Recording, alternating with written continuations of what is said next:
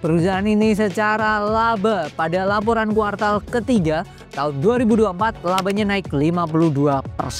Saat kita tapping video ini, harga saham ini berada di 980 per lembar atau dalam 3 bulan terakhir turun 19,67%. Apa perusahaannya?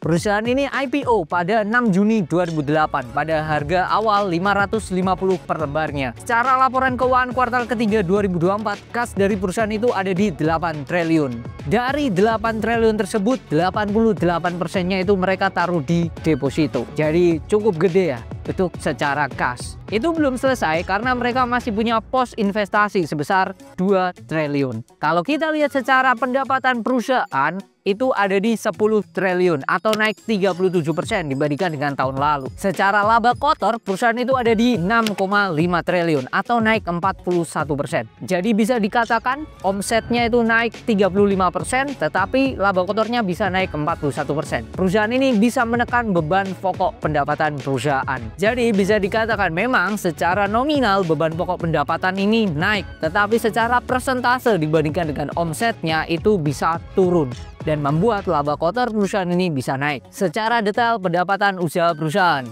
itu membagi pendapatannya itu ke dalam 9 segmen usaha. Dari 9 itu hanya 2 segmen usaha yang mengalami penurunan kalau kita bandingkan dengan tahun lalu. Segmen konstruksi turun 16% dibandingkan dengan tahun lalu, dan segmen lain-lain yang turun 38% dibandingkan dengan tahun lalu. Perusahaan ini mendapatkan bunga dan investasi cukup gede, yaitu 335 miliar. Akan tetapi bunga dan investasi itu cukup kecil kalau kita bandingkan dengan beban bunga perusahaan. Beban bunga perusahaan itu ada di 1 triliun. Jadi bisa dikatakan mereka masih defisit kalau kita bandingkan beban dan bunga yang dia dapatkan. Selain itu, salah satu sisi yang kurang oke menurut saya dari perusahaan ini adalah mereka terakhir membagikan dividen itu pada tahun 2017.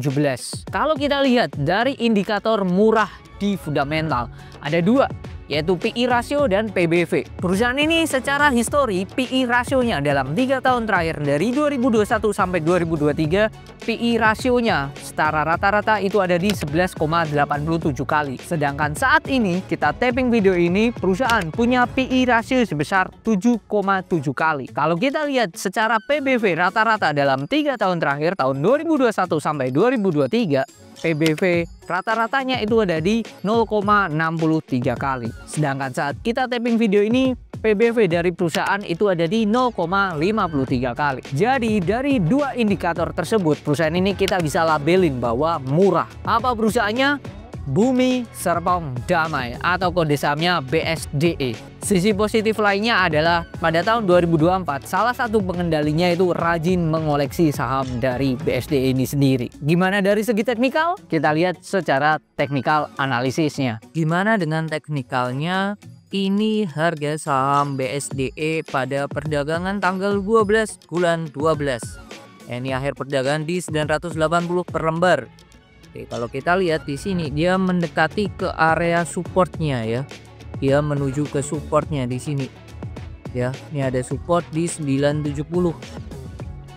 Dan ini sempat testing lumayan kuat nih di tanggal 2 Desember. Tembus di bawah tapi besoknya naik lagi. Nah, ini cuman hari Kamis tanggal 12.